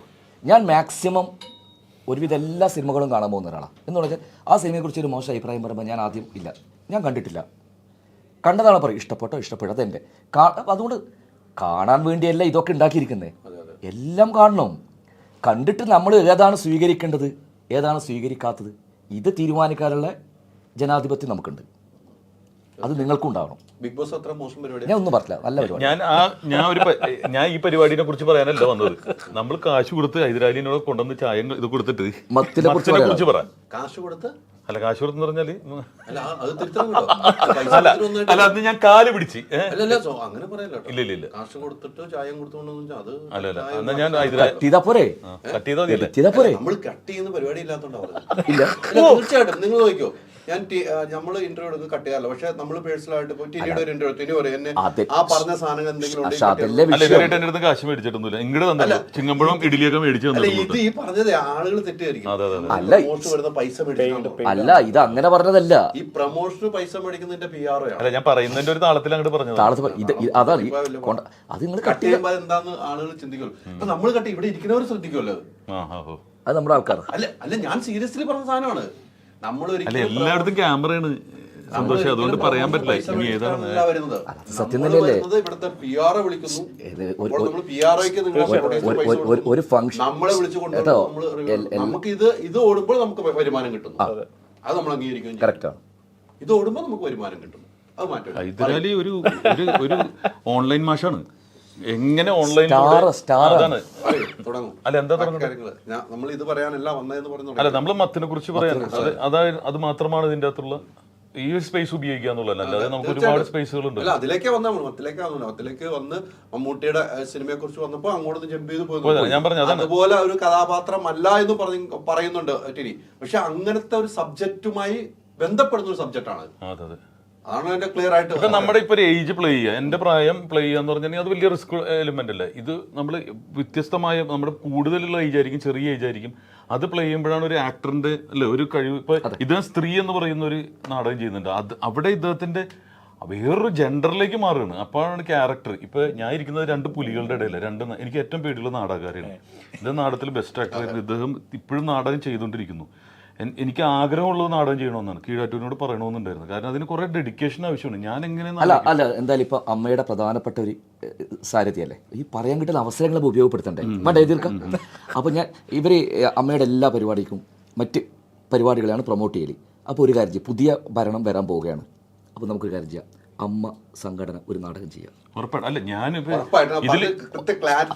അത് വേണമെങ്കിൽ ഇത് കൊടുത്തോ, ഉറപ്പായിട്ടും അത് വേണമെങ്കിൽ മറ്റേ ഇത് കൊടുത്തോ, അമ്മ നാടകം ചെയ്യുന്നു. അല്ല അതിന് സപ്പോർട്ടുള്ള ആൾക്കാരാണ്. ഞാൻ കീഴാറ്റൂരിനെ ചോദിച്ചു നോക്ക്, സ്കിറ്റിൽ വരെ നമ്മൾ വിളിച്ചത്. സത്യം, വളരെ സത്യം. എന്താ നാടകം കളിക്കുന്നതാണെങ്കിൽ നമ്മൾ എൻ്റെ അമ്മയുടെ പരിപാടിക്ക് ഒരു സ്കിറ്റ്, ഞാൻ ഒറ്റ സ്കിറ്റ് ചെയ്തിട്ടുള്ളൂ, വിളിച്ചിട്ടേക്കാണ്. അപ്പൊ എന്താന്ന് പറഞ്ഞിട്ടുണ്ടെങ്കിൽ ഇതൊക്കെ നമ്മുടെ ആശാന്മാരെ ഗുരുക്കന്മാരെ പോലെ കാണുന്നത്. എനിക്ക് പേടിയുള്ള നാടകക്കാരാണ്. കാരണം ഇവരുടെ സ്റ്റേജ് ബാലൻസും 2 മണിക്കൂർ 1.5 മണിക്കൂർ ഒന്ന് ഈ ഡയലോഗ് പറയാൻ പറ്റുന്നതും ഒക്കെ എനിക്ക് എൻ്റെ ആഗ്രഹമാണ് ഒരെണ്ണം ചെയ്യണമെന്നുള്ളത്. അപ്പോൾ തീർച്ചയായിട്ടും ഇപ്പോൾ ഇങ്ങനെ പറഞ്ഞതുകൊണ്ട് അമ്മയിൽ ഇങ്ങനെ പറഞ്ഞ കോട്ടയം രമേശ് എന്ന് പറഞ്ഞൊരു നടനും പറഞ്ഞു നാടകം ചെയ്യണം, സ്ഥിരം നാടകവേദി ഉണ്ടാക്കണം, നടന്മാർ മാറി മാറി വരട്ടെ, ആവശ്യമുള്ളവർക്ക് വരാം. ഒരു സബ്ജക്റ്റ് വെച്ചിട്ട് 1 വർഷം വേണമെങ്കിൽ സ്ഥിരം നാടകവേദി എന്ന് പറഞ്ഞിട്ട് അത് പ്രസന്റ് ചെയ്തിട്ടുള്ളതാണ് അമ്മയിൽ. ഇപ്പോൾ പുതിയ ഭരണസമിതി വരുമ്പോൾ ചിലപ്പോൾ അത് സ്വീകരിക്കുമായിരിക്കും. അപ്പോൾ ഞാൻ പറഞ്ഞു വരുന്നത് മറ്റെന്ന് പറയുന്നതിൽ ഈ നാടകക്കാരുടെ ഇടയിൽ നിന്നിട്ടാണ്, ഈ പുലികളുടെ ഇടയിൽ നിന്നിട്ടാണ് ഞാൻ അഭിനയിക്കേണ്ടത്. അപ്പോൾ ഇവർ ഒരുപാട് സ്റ്റേജ് ബാലൻസ് ഉള്ള ആൾക്കാരാണ്, എങ്ങനെ കണ്ണിൽ നോക്കണമെന്നുള്ള അറിയാം, അതൊക്കെ കൃത്യമായിട്ട് പഠിച്ചു വന്നിട്ടുള്ളവരാണ്. അപ്പോൾ ഇതിൻ്റെ ചുറ്റും അഭിനയിക്കുന്ന ആൾക്കാരും, ഇപ്പോൾ ഇതിൽ അഭിനയിച്ച നായിക പോലും എൻ്റെ അടുത്ത് സെൻസർ ബോഡിയിൽ നിന്ന് അതിൽ സെൻസറിന് ഇരുന്ന ചില നടന്മാരെന്നെ വിളിച്ചിട്ട് ചോദിച്ചത് ഈ കുട്ടി ഏതാണെന്ന് ചോദിച്ചത്. അപ്പോൾ അവരെ വരെ ട്രെയിൻ ചെയ്യിപ്പിച്ച് എടുക്കാൻ പറ്റും, ഇവർക്ക് ട്രെയിനേഴ്സും കൂടിയാണല്ലോ. അതുപോലെ തന്നെ സഞ്ജയ് എന്ന് പറയുന്ന ഹരിഗോവിന്ദ് അറിയപ്പെടുന്നത്, അദ്ദേഹം മമ്മൂക്കയുടെ ഒപ്പം, ഇനിയിപ്പോൾ എല്ലാം മമ്മൂക്കയുടെ കണക്ഷൻ വരുന്നത്. എന്ത് പറഞ്ഞാൽ അഭിനയത്തിൽ നമ്മൾ മമ്മൂക്കില്ലാണ്ട് ഒരു ദിവസം ദാസേട്ടന്റെ പാട്ടിനെ കുറിച്ചും അല്ലെങ്കിൽ മമ്മൂക്കയെ കുറിച്ച് പറയാത്ത ദിവസങ്ങളില്ല. അപ്പൊ അതുപോലെ തന്നെയാണ് പല്ലാവൂർ ദേവനാരായണൻ അദ്ദേഹത്തിന്റെ ഓപ്പോസിറ്റ് വർക്ക് ചെയ്തിട്ട് ഇപ്പൊ രണ്ടാമത് ടിനി ടോമിനി മമ്മൂക്കയുടെ വില്ലനെ തന്നെ ഇവര് ഭയങ്കര ഓഡീഷൻ നടത്തിയിട്ടാണ് ഇദ്ദേഹത്തിനെ കൊണ്ടുവന്നത്. അപ്പോൾ ആ വേഷം ചെയ്യേണ്ടത് ശരിക്കും ഞാനായിരുന്നു. അദ്ദേഹമാണ് എൻ്റെ ഈ ക്യാരക്ടർ. അത് കോമ്പറ്റീറ്റീവായിട്ട് തന്നെ അഭിനയിച്ചിരിക്കുന്നത്. അപ്പം ഇതെല്ലാം കൂടി ഇത് ചെറിയൊരു സിനിമയായിട്ട് ഇപ്പോൾ ഹൈദരാലിക്ക് കാണുമ്പോൾ ഒരു ചെറിയ സിനിമയായിട്ട് കാണും, പക്ഷെ എൻ്റെ ക്രെഡിറ്റ്സ് നോക്കിയാൽ അറിയാം എല്ലാം. ചെറുതും വലിപ്പമൊന്നുമില്ല, സിനിമ നല്ലതാണ് വിജയിക്കുന്നുണ്ട്, അതിൽ ആർട്ടിസ്റ്റ് പോലും വേണ്ട. അല്ല ഹൈദരെല്ലാ പ്ലാറ്റ്ഫോമിലും പോകുന്ന ഒരാളാണ്, അപ്പോൾ അറിയാം. അപ്പോൾ ഈ അഞ്ചക്കള്ള കോകാനിലെ മണികണ്ഠൻ അയ്യപ്പൻ RR ചെയ്തിരിക്കുന്നു, ലിജു പ്രഭാകർ കളർ ചെയ്യും. അപ്പോൾ ടെക്നിക്കലി ക്രെഡിറ്റ്സ് ഒക്കെ ആയിക്കോട്ടെ. പിന്നെ പുലിമുരുകന്റെ അപ്പനല്ലേ ഇതിൻ്റെ അത് എന്നെ വഴിതെറ്റിക്കുന്ന ഒരാളാണ് ഇതിൻ്റെ അത്. എന്നെ ഇതുപോലെ ഇതിൻ്റെ അകത്തൊരു പിഴച്ചവനാണ് ഞാൻ, സത്യം പറയാം. അങ്ങനെ ആക്കി തീർക്കുന്നത് ഇദ്ദേഹമാണ്. ഇദ്ദേഹത്തിന്റെ ഉപദേശങ്ങൾ കൺവിൻസ് ചെയ്യണമെങ്കിൽ അത്രയും നല്ലൊരാള് വേണം എന്ന് പറഞ്ഞു. തീർച്ചയായിട്ടും എന്നെ വഴിതെറ്റിക്കണം, അല്ലെങ്കിൽ ഞാൻ വഴിതെറ്റി പോകുന്ന ആളല്ല. അതിനകത്ത് ഒരു കാര്യം ടിനി, കിട്ടുന്ന കഥാപാത്രങ്ങൾ എത്ര ഭംഗിയാക്കാൻ നോക്കുന്നതുകൊണ്ടാണ് പ്രേക്ഷകർ ഇപ്പോഴും നിങ്ങൾ സ്വീകരിക്കുന്നത്. നേരത്തെ ടിനി പറഞ്ഞല്ലോ, ടിനിയുടെ പടം എന്ന് പറഞ്ഞ രാവിലെ ആരും സിനിമ കാണാൻ പോകില്ല, പക്ഷെ ടിനി അഭിനയിച്ചുകൊണ്ടേയിരിക്കുകയാണ് അല്ലെ, ടിനിക്ക് സിനിമ കിട്ടിക്കൊണ്ടിരിക്കുകയാണ്, വേഷം ചെയ്തുകൊണ്ടിരിക്കുകയാണ്. എന്തുകൊണ്ടാണ് ഡയറക്റ്റും വിളിക്കാൻ പ്രൊഡ്യൂസും നിങ്ങളെ പ്രേക്ഷകർ ഇഷ്ടപ്പെടുന്നുണ്ട്? ഞാൻ അങ്ങനെ അല്ലേ സന്തോഷം അങ്ങനെയല്ല വരുന്നത്. അല്ല ഞാൻ സിനിമ കണ്ടു, ടിനിയുടെ ഏറ്റവും ബെസ്റ്റ് പെർഫോമൻസ് ഒന്നായിരിക്കും സിനിമ. കാരണം നല്ല റിസ്ക്കാണ്. അങ്ങനെയുണ്ട് നമ്മുടെ അഭിനയം എന്ന് പറയുമ്പോൾ നമ്മളൊരു മനസ്സിനെ അടക്കം പാകപ്പെടുത്തിയിടണം, ശരീരത്തെ പാകപ്പെടുത്തണം. ചില സമയത്ത് ചില ആൾക്ക് ശരീരത്തിനാക്കി എടുക്കാൻ പറ്റും, നമുക്ക് ചില എക്സസൈസ് ചെയ്ത് ബോഡി അങ്ങനെ ഉണ്ടല്ലോ, ചില മേക്ക് ഓവറൊക്കെ ചെയ്യാം. പക്ഷേ മനസ്സിനെ പാകപ്പെടുത്തിയെടുക്കാൻ പറ്റുന്ന വരില്ല. ഇത് രണ്ടും തമ്മിലുള്ള ഞാൻ മനസ്സിലാക്കിയെടുത്തോളം ഒരു ആക്ടിംഗ് എന്ന് പറയുന്നത് ഭയങ്കരമായ ഒരു ഫൈറ്റ് നടക്കലുണ്ട്, ഇൻറ്റേർണലും എക്സ്റ്റേണൽ ആയിട്ടുള്ളൊരു മനസ്സും ശരീരവും തമ്മിൽ ചില സമയത്ത് രണ്ടും ഒരുമിക്കൂല. അപ്പോഴാണ് നമ്മൾ ആ ക്യാരക്ടർ അയാൾ കറക്റ്റ് അല്ല എന്നൊക്കെ നമുക്ക് തോന്നിപ്പോകും. ഇതൊരു ഘട്ടത്തമ്പം നമുക്കെന്നെ തോന്നും ഇയാൾ അതിലെത്തിയല്ലോ എന്ന്. കാരണം അതുകൊണ്ട് ആ കഥ പറയാൻ പറ്റില്ല.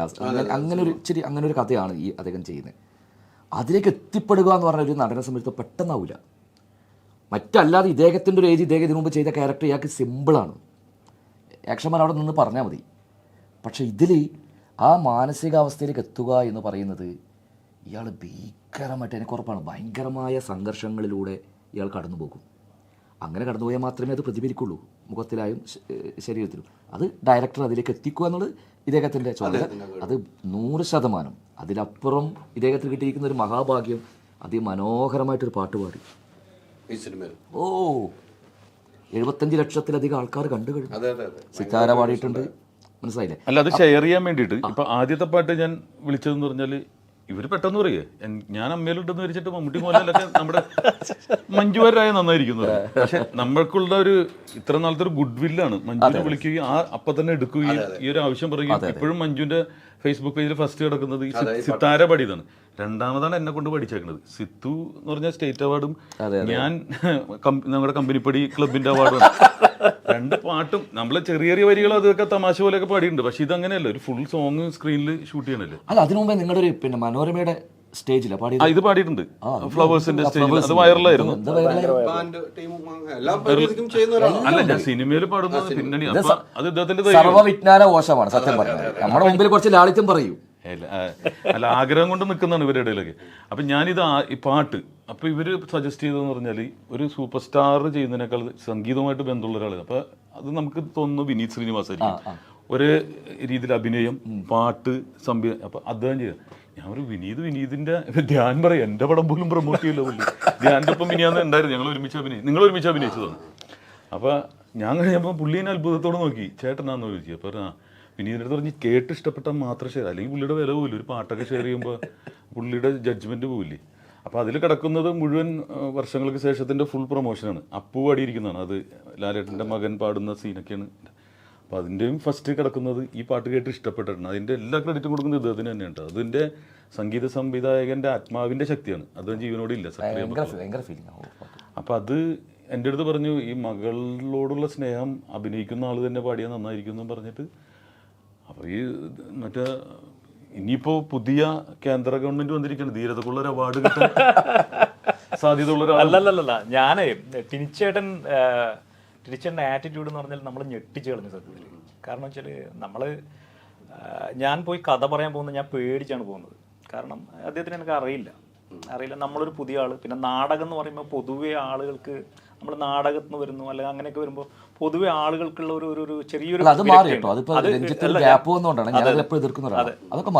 അങ്ങനെയല്ല, മീൻസ് നമ്മുടെ ഒരു അനുഭവം വെച്ചിട്ടാണ് ഞാൻ സന്തോഷമായിട്ട് പറയുന്നത്. കാരണം വെച്ചാൽ അങ്ങനെ ഒരു സംഭവമുണ്ട്. അപ്പം നമ്മൾ പറയുന്ന കേൾക്കോ എന്നുള്ളത് തന്നെ എനിക്കൊരു പ്രശ്നമായിരുന്നു. അപ്പം ഞാൻ എൻ്റെ സുഹൃത്തുക്കളോട്, അതായത് നമ്മുടെ കൺട്രോൾ റോഡ് അസോസിയേറ്റിനോടൊക്കെ പറയുന്ന സമയത്ത് അത് വേണമെന്ന് ചോദിച്ചു, ടിനിച്ചേട്ടനെ കൊണ്ട് പാടിക്കണമെന്ന് ചോദിച്ചു. ഞാൻ പറഞ്ഞു ഇല്ല, അത് ക്യാരക്ടർ ആര് ചെയ്യുന്നു അവർ പാടിക്കഴിഞ്ഞാൽ അത് ഗുണം കിട്ടുന്നുള്ളത് പറഞ്ഞു. അപ്പം നേരത്തെ ഇത് നമ്മൾ നാട്ടിൽ നമ്മൾക്കൊരു പാടിയിൽ നാട്ടരങ്ങ് എന്ന് പറഞ്ഞാൽ നമ്മുടെ ഒരു സംഘടനയുണ്ട്. നമ്മളവിടെ നാടകം കളിച്ചുകൊണ്ടിരിക്കുന്നതാണ്. അപ്പം ഈ അന്ന് നാടകം കളിക്കുന്ന സമയത്ത് എന്ന് പറഞ്ഞാൽ OV വിജയൻ്റെ വേൾഡ് ഫേമസ് ആയ കഥയാണ് കടൽ തീരത്ത്. ചേട്ടനറിയായിരിക്കും. അപ്പോൾ ഈ കടൽ തീരത്ത് നമ്മൾ നാടകം ചെയ്ത സമയത്ത് അതിനുവേണ്ടി സക്കറിയ ബക്കൾ എന്ന് പറഞ്ഞൊരു മ്യൂസിക് ഡയറക്ടറുണ്ട്. അദ്ദേഹം നമ്മുടെ ദില്ലാണ്, സോളാണ്. അപ്പോൾ പുള്ളിക്കാരൻ നമ്മളോടും ഭയങ്കര താല്പര്യമാണ്. പുള്ളിക്കാരൻ നമുക്കെന്നല്ല, ആ ചുറ്റുപാടിലൊക്കെ നാടകത്തിന് വേണ്ടി ചെയ്തുണ്ടാക്കിയ സംഗീതം എന്ന് പറഞ്ഞാൽ അതിഗംഭീരമാണ്. ഒരുപാട്. പക്ഷേ വളരെ ദുഃഖകരമായ സംഭവം, അദ്ദേഹം മരിച്ചുപോയി. സപ്പോസ് അദ്ദേഹം ഇന്ന് ജീവിച്ചിരിപ്പുണ്ടെങ്കിൽ ഞാൻ എന്ത് റിസ്ക് എടുത്തിട്ടും പുള്ളിനെ കൊണ്ട് മാത്രമേ ഈ മ്യൂസിക് ചെയ്യൂലായിരുന്നു.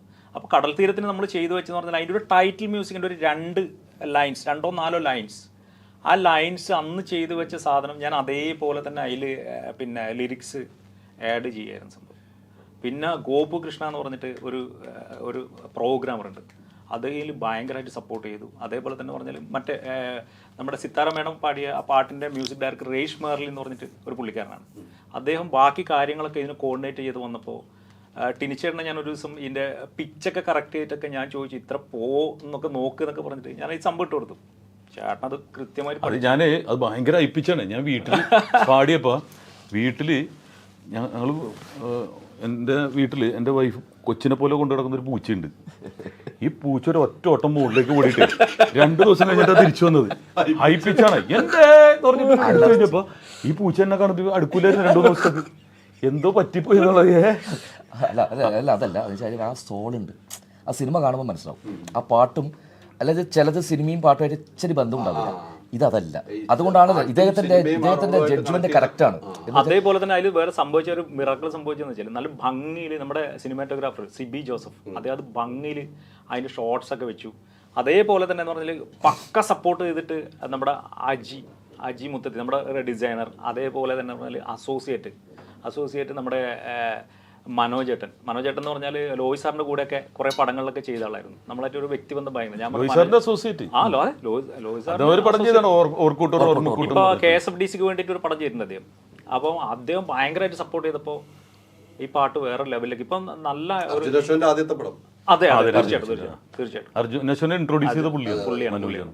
അപ്പൊ അങ്ങനെയൊക്കെ ചേർന്ന് വന്നപ്പോൾ ചേട്ടന്റെ പാട്ടും ഗംഭീരമായി, സിത്താര മേഡം പാടിയ ആ പാട്ടും നല്ല ഭംഗിയിലൊക്കെ, അത് നമ്മുടെ പരിമിതികൾ വെച്ചിട്ട് അല്ല ഇപ്പൊ ഈ പറഞ്ഞു ആ പാട്ട് സിനിമയ്ക്ക് വേണ്ടിയുള്ള പാട്ടാണ്.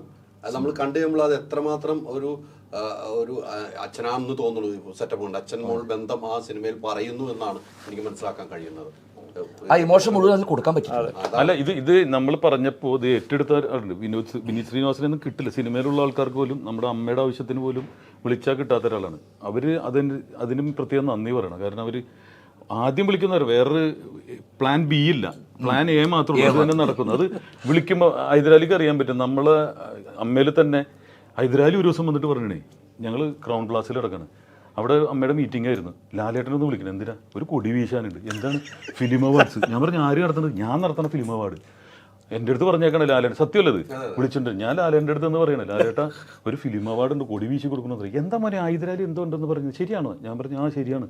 ഈ ഒരു ഒറ്റ എൻ്റെ വിശ്വാസത്തിലാണ് പുള്ളി വരികയാണ്. പാവം വന്നു കഴിഞ്ഞിട്ട് ഹൈദരാലിക്ക് ഓൾ കേരള ഇതിലുള്ള ഒരു ടെമ്പോ ട്രാവൽ ഞാൻ പറഞ്ഞു ഇതാണ് മോനെ ഫിലിം അവാർഡ്. ഞാൻ പറഞ്ഞു ഇത് ഓൾ കേരള ഒരു സ്ഥലത്തല്ല, ഓൾ കേരള തലത്തിലാണ് നടത്തുന്നത്. പുള്ളി അത് വീശി കൊടുത്തു. അത് നമ്മൾ പറയുന്ന ഒരു വിശ്വാസമാണല്ലോ. അപ്പൊ അതുപോലെ ഇതും ഈ പറയുന്നത് വിശ്വസിക്കുക എന്നുള്ളതാണ്. അല്ല, ഇൻഡസ്ട്രിയിൽ അങ്ങോട്ടും ഇങ്ങോട്ടുള്ള ഒരു സത്യം പറഞ്ഞ ഒരു കൊടുക്കൽ വാങ്ങൽ സ്നേഹം. അപ്പം എന്നെക്കാളും ഇൻഡസ്ട്രിയിലെ സീനിയറാണ് ടീനിയൊക്കെ. ഇപ്പം ലാലേട്ടനായാലും നമ്മളെക്കാൾ ബന്ധമുള്ള ആളായിരിക്കണം. പക്ഷെ ചെറിയ കാര്യങ്ങൾ പറഞ്ഞാൽ പോലും നമുക്കൊക്കെ അവർ ഇപ്പം ഞാനൊക്കെ ഇതിനു മുമ്പ് അഭിനയിച്ച സിനിമയുടെ എല്ലാ ട്രെയിലറൊക്കെ ഇവരെ രണ്ടാളുടെയും മഞ്ജു വാര്യർ 3 ആളുടെ FBയിലൂടെയാണ് റിലീസ് ചെയ്തത്. നമ്മൾ വിചാരിക്കും, പക്ഷെ അതിന്റെ അർത്ഥം ആ സ്നേഹമാണ്, അതൊരു ബന്ധുവാണ്. ഇപ്പോൾ ഞാനിപ്പോൾ അവതരിപ്പിക്കുന്ന നാടകം ഭയങ്കര രസമുണ്ട്. അതിൽ ഞാൻ ഒടിയൻ സിനിമയിൽ അഭിനയിച്ചിട്ട് ഞാൻ ഡബ് ചെയ്യാൻ കയറി. ഡബ് ചെയ്ത് കഴിയുമ്പോൾ പറഞ്ഞാൽ ലാൽ സാർ വരുന്നുണ്ട്. അപ്പോൾ ലാൽ സാറിൻ്റെ ഡബ്ബിങ് ഞാൻ ഇതുവരെ കണ്ടിട്ടില്ല. അപ്പോൾ പറഞ്ഞു കേട്ടിട്ടുണ്ട് ഭയങ്കര രസമാണ്. അപ്പോൾ ഞാൻ കാണാൻ വേണ്ടി ഞാൻ ബൂത്തിലിരുന്നു. അപ്പോൾ സാറിന്ന് 2 മണിക്കൂറേ ചെയ്യുന്നുള്ളൂ. പിന്നെ സാറിന് ഏതൊരു ഫംഗ്ഷന് പോകണം. ഞാൻ സാറിനെ കേട്ടുകൊണ്ടിരിക്കുമ്പോൾ പെട്ടെന്നൊരാഗ്രഹം, ഒരു ആഗ്രഹിക്കാമല്ലോ നമുക്ക്. നമ്മൾ ഇതിൻ്റെ ഒരു ടൈറ്റിൽ ആദ്യത്തെ ഒരു നരേഷൻ ഒന്ന് ലാൽ സാറിൻ്റെ ശബ്ദം ഉണ്ടെങ്കിൽ ഗംഭീരായിരുന്നു നാടകത്തിൻ്റെ. അപ്പോൾ ഞാൻ വിചാരിച്ചു, പെട്ടെന്ന് തോന്നാറില്ല. ഞാൻ ഫോട്ടോ പോലും എടുക്കാതെ മാറി നിൽക്കുന്ന ഒരാളാണ്. കാരണം ബുദ്ധിമുട്ടിക്കണ്ടല്ലോ. പക്ഷേ നമ്മൾ ദൈവം തോന്നിക്കാന്ന് പറഞ്ഞില്ലേ, സാർ ഇങ്ങനെ ഇറങ്ങുമ്പോൾ തന്നെ അപ്പോൾ മോനെ എന്തുണ്ട് മോനെ സുഖലേ മോനെ, സാറേ എനിക്കൊരു ഉപകാരം ചെയ്യും. എന്താണ് മോനെ? എനിക്കൊരു നരേഷൻ ഒന്ന് റെക്കോർഡ് ചെയ്തു. അയ്യോ മോനെ സമയമായല്ലോ, എനിക്ക് പോകണ്ടേ. എന്നാ പെട്ടെന്നതാ ഇത് പറയുമ്പോഴേക്കുന്ന സംഭവം അറിയോ, ഞാനിത് എഴുതിയിട്ട് പോലുമില്ല. ഇതിൻ്റെ കോ റൈറ്ററായ സുരേഷ് ആട്ടെ വിളിക്കുമ്പോൾ ഫോൺ എടുക്കുന്നില്ല. ഇത്രയും വലിയൊരു മനുഷ്യനെ അവിടെ ഇരുത്തിച്ചിട്ട് എനിക്ക് എഴുതാൻ പറ്റുമോ? 5 മിനിറ്റ് കൊണ്ട് ഞാൻ എഴുതി കൊടുത്ത് മോൻ പോയിട്ട് അവിടെ കൺസോൾ ഇരുന്നോളൂ. പിന്നെ സാറിന് ഞാൻ സാറാണ്, സാർ അത് ഓക്കെയാണോ സാർ? അപ്പോൾ ഇപ്പോൾ ആ നാടകം കുറേ പേര് കണ്ടവരുണ്ട്. അപ്പം ഇത് ആദ്യം കാണുന്ന സമയത്ത് ഈ ശബ്ദമില്ലല്ലോ. പ്ലേ തുടങ്ങുന്നത് ലാൽ സാറിൻ്റെ നമസ്കാരം എന്ന് പറയുമ്പോൾ തന്നെ ഉണ്ടല്ലോ, ഓഡിയൻസ് അങ്ങ് നിൽക്കുകയാണ്. അപ്പോൾ അതാ പറഞ്ഞത്. അപ്പോൾ നമ്മളുടെ അത്രയും തിരക്ക് പിടിച്ചൊരു എവിടെയോ പോവുകയാണ്. പക്ഷേ ഒരു കാര്യം പറഞ്ഞിട്ട് 1 മണിക്കൂറിലധികം എനിക്ക് വേണ്ടി ബൂത്തിലിരുന്ന് ശബ്ദം തന്നു. ഇപ്പോൾ അതിൻ്റെ ഫസ്റ്റ് ഉദ്ഘാടനം ചെയ്യാൻ വേണ്ടി ഏറ്റതെന്ന് മമ്മൂട്ടി സാറായിരുന്നു. വൈക്കത്ത് ഷൂട്ട് നടക്കുന്നുണ്ട് കമൽ സാറിൻ്റെ. എന്നെ വൈകുന്നേരം വിളിച്ചാലും എത്താൻ കുറച്ച് ലേറ്റ് ആയിപ്പോൾ കുഴപ്പമില്ല. പക്ഷെ ആ മനസ്സ് ബ്രോഷർ പ്രകാശനം ചെയ്തത്. അപ്പോൾ ഇവരൊക്കെ ഇത്രയും സീനിയോറിറ്റി ഉണ്ടാകുമ്പോഴും ഈ സഹപ്രവർത്തകരോട്, അത് ചെറിയോനായിക്കോട്ടെ വലിയവനായിക്കോട്ടെ, ഈ കൊടുക്കുന്ന സ്നേഹം ഇതൊന്നും പുറത്തറിയില്ല. ഈ കാര്യം ഞാൻ പറയുമ്പോഴായിരിക്കും കുറച്ച് പേരും അറിയുക. കാരണം ലാൽ സാറിന് ഇപ്പം എനിക്കത് അതാണ് പറയാം. അപ്പോൾ ഇതാണ് കലാകാരന്മാർ തമ്മിൽ അങ്ങോട്ടും ഇങ്ങോട്ടും ഒരു കൊടുക്കൽ വാങ്ങലില്ലേ, ഇതാണ് സംഭവം. അങ്ങനെയുള്ളവർ തന്നെയാണ് കലാകാരന്മാരാവുന്നത്. തീർച്ചയായിട്ടും. ഈ ഡബിങ്ങിന്റെ കാര്യം പറഞ്ഞപ്പോൾ ഒരു തമാശയാണ് ഓർത്താണ്. അതിപ്പോൾ ഷെയർ ചെയ്യാൻ വേറെ സ്ഥലത്തൊന്നും പറയാനും പറ്റില്ല. ഇന്ത്യൻ റുപ്പിയുടെ പ്രാഞ്ചേട്ടൻ എന്ന് പറഞ്ഞ സിനിമയുടെ ഡബിങ് ഇറങ്ങുമ്പോൾ ചാലിപ്പാല അതിലൊരു പോലീസ് ഓഫീസറിന്റെ വേഷം ചെയ്യുന്നുണ്ട്. അതിൽ ബിജു മേനൻ അഭിനയിച്ചിട്ടുണ്ട്. അപ്പം മകൻ എന്ന് പറഞ്ഞിട്ടുണ്ടെങ്കിൽ ഗണപതിയാണ്, ഇപ്പോഴത്തെ ഗണപതിയാണ് മകനായിട്ട്. അപ്പം അവളുടെ അതായത് അച്ഛന് ബ്ലഡ് ക്യാൻസർ ആണെന്നുള്ളത് പറയുന്നത് ആ സ്റ്റേഷനിൽ ഇരുന്നിട്ട്. അപ്പം അച്ഛന് ബ്ലഡ് ക്യാൻസർ ആയിട്ടുള്ളതാണ് അച്ഛന്, അവൻ മകൻ പഠിച്ചുകൊണ്ടിരിക്കുകയാണ്, ഇതാണ് പറയേണ്ടത്.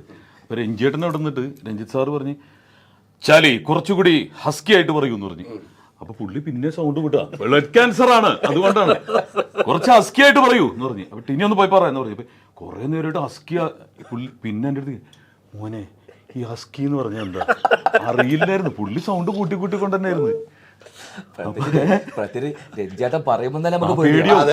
അപ്പൊ ഹസ്കിയാക്കി പറയും സൗണ്ടിൽ പറഞ്ഞപ്പോ ഭയങ്കര പുള്ളി അത് കൂട്ടിക്കൊണ്ടിരിക്കുന്നു. മകനോ അച്ഛന് ബ്ലഡ് ക്യാൻസർ ആണ്, അപ്പൊ കളിയാക്കണെന്ന് വിചാരിക്കണാണ് രഞ്ജിത്ത് സാർ വിചാരിക്കും നമ്മളെ കളിയാക്കാണ് പുള്ളി. ചാലി കുറച്ച് ഹസ്കിയാക്കൂ, അച്ഛന് ബ്ലഡ് ക്യാൻസർ ആണ്. ഏറ്റവും ലാസ്റ്റ് വിളിയേക്കരുത് മോനെ എന്താണ് ഈ ഹസ്കി നീ ശരിക്കും നടന്നോ വെറുതെ. അല്ല ഈ നേരത്തെ പറഞ്ഞ രഞ്ജേട്ടൻ പറയുമ്പോ തന്നെ നമുക്ക് ഭയമാണ്. സൗണ്ടിലും കയറി വരില്ല നമ്മളവിടെ ഹെഡ്സെറ്റ് വെച്ചോക്കല്ലേ സംസാരിക്കുമ്പോൾ തന്നെ ഇതാ മൈക്കും കൂടി ഉണ്ടെങ്കിൽ പറയണ്ട. ഡബിങ്ങിന്റെ കാര്യം പറഞ്ഞുള്ളൂ, അല്ല അപ്പോഴല്ലേ ഓർത്തെടുക്കാൻ പറ്റുള്ളൂ. അതെ അതെ അതെ, എനിക്ക് ഓർത്തെടുക്കാൻ ഒത്തിരി കഥകൾ എല്ലായിടത്തും എല്ലാവർക്കും ഉണ്ട്. ഇപ്പൊ ടിനിയാന്ന് പറഞ്ഞു അത് ഈ ഹൈദരാലിനെ കുറിച്ചുള്ള ഒരു കഥയുണ്ട് ഇപ്പൊ എടുത്തുണ്ടായിരുന്നത്. പ്രൊഡ്യൂസർ അസോസിയേഷന്റെ പരിപാടിക്ക് നമ്മൾ ഖത്തറിൽ പോയി. ഖത്തർ അതിന്റെ ഫുൾ ഷൂട്ട് ചെയ്യാൻ അല്ല ഫുള്ള് ഷൂട്ട് ചെയ്യാൻ ഏറ്റിരിക്കുന്നത് പുള്ളിയാണ്, കംപ്ലീറ്റ് സംഭവങ്ങൾ. അപ്പൊ ഞാൻ എല്ലാം കണ്ടിരുന്നു അദ്ദേഹം. നിങ്ങൾ അതാണ്. അപ്പൊ നമ്മൾ ഇവിടെ നിന്ന് പോകുന്നു, ഇറങ്ങുന്നത് മുതൽ അപ്പൊ ഇവിടെ പോകുന്നു. അപ്പൊ മണിയമ്പിള്ള രാജ് ബാത്റൂമിലേക്ക് മണിയമ്പിള്ള രാജ് പോവുകയാണ്. അങ്ങനെ എല്ലാം കവർ ചെയ്തോണ്ടിരിക്കുക, എല്ലാം കണ്ടന്റ് ആണല്ലോ. അവിടെ സ്റ്റേജ് മാത്രം പുള്ളിക്കില്ല. അപ്പൊ അവിടെ ചെന്ന് കഴിഞ്ഞപ്പോ പുള്ളിയുടെ തീരാൻ പോണ് ആ സ്റ്റേജ്, ഇനി തീരാൻ പോണ്, ഇത്രേ ഉള്ളൂട്ട കണ്ടന്റ്. അങ്ങനെ ആ പരിപാടിക്ക് അവർ പോവുകയാണ്. Good bye. അപ്പൊ ഇനി നമുക്ക് സ്റ്റേജ് പരിപാടി വേറെ ആൾക്കാർ ചാനലാണ്. അപ്പൊ എന്ത് ചെയ്തു, പ്രോഗ്രാം ക്യാൻസൽ ആയി എന്ന് പറഞ്ഞു. അടുത്ത കണ്ടന്റ് പ്രോഗ്രാം ക്യാൻസൽ ആയിരിക്കുകയാണ്, പുതിയ കണ്ടന്റ്. ഇവിടെ എല്ലാവരും വിഷമിച്ചിരിക്കുകയാണ്, ഇവരൊക്കെ എങ്ങനെ പോകുന്നത് നിങ്ങൾക്ക് ചോദിക്കാം. അപ്പൊ വീണ്ടും ഇന്റർവ്യൂ. അപ്പൊ ഇനി നിങ്ങൾ എങ്ങനെ തിരിച്ചു പോകും? ഞങ്ങൾ വന്ന പോലെ തന്നെ പോകും. അത് ആര് കൊണ്ടുപോകും? കാരണം സ്പോൺസർ മാറിയിരിക്കുകയാണ്, ഇനി എന്ത് ചെയ്യും? അതൊരു കണ്ടന്റ്. ഞാൻ വിളിച്ചിരുന്നു, കൊത്തി നോവിക്കരുതേ. നമ്മൾക്കളോട് തിരിച്ചു വന്നു ഇനിയൊക്കെ. എന്തൊക്കെ പറഞ്ഞാലും ഹൈദരാലി നമ്മുടെ ഒരു സിനിമയുടെ അടുത്ത ഒരു വൈബാണ്. അതെ അതെ, നമ്മുടെ കമ്പനി അങ്ങനെയാണ്, നമ്മുടെ മൂവി വേൾഡ് മീഡിയ അങ്ങനെയാണ് ഇപ്പൊ നിൽക്കുന്നത്. അതിന്റെ പ്രൊമോഷൻ അല്ലല്ലോ, മത്തിനെ കുറിച്ച് പറയാം.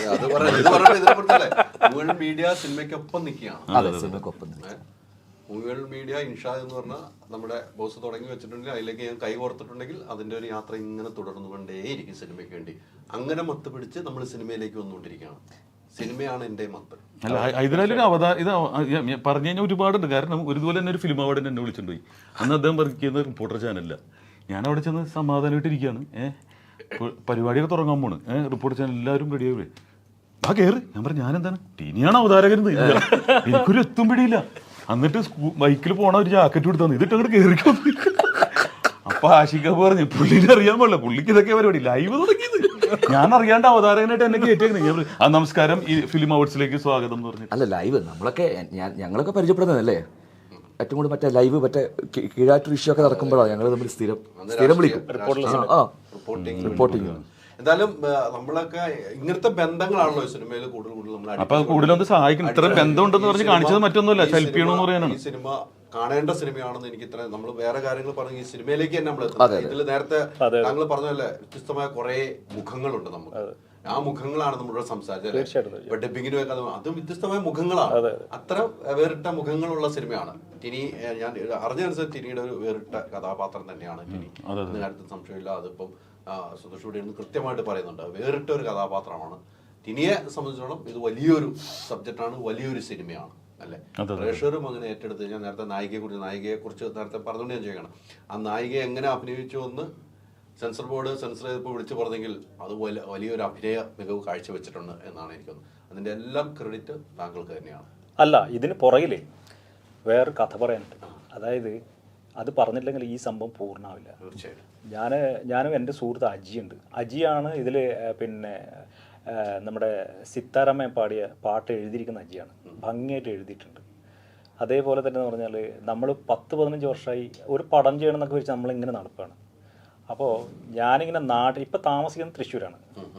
അപ്പോൾ വൈഫ് തൃശ്ശൂരാണ് വീട്, അവിടെ അതിനടുത്താണ് താമസിക്കുന്നത്. അപ്പോൾ ഒരു ദിവസം ഇതേപോലെ ഞാനിങ്ങനെ ഒരു പ്രൊഡ്യൂസറെ കണ്ടു, കാര്യങ്ങളൊക്കെ സംസാരിക്കുന്നു, പുള്ളി കാണാമെന്ന് പറയുന്നു, നാളെ വാ മറ്റന്നാളോ എന്നങ്ങനെ പറഞ്ഞിട്ട് അങ്ങനെ നിൽക്കുന്ന സമയത്ത് എൻ്റെ അടുത്ത സുഹൃത്താണ് ഇതിൻ്റെ പ്രൊഡ്യൂസർ, KP അബ്ദുൽ ജലീൽ എന്നാണ് അദ്ദേഹത്തിൻ്റെ പേര്, ബിസിനസ്സാണ്.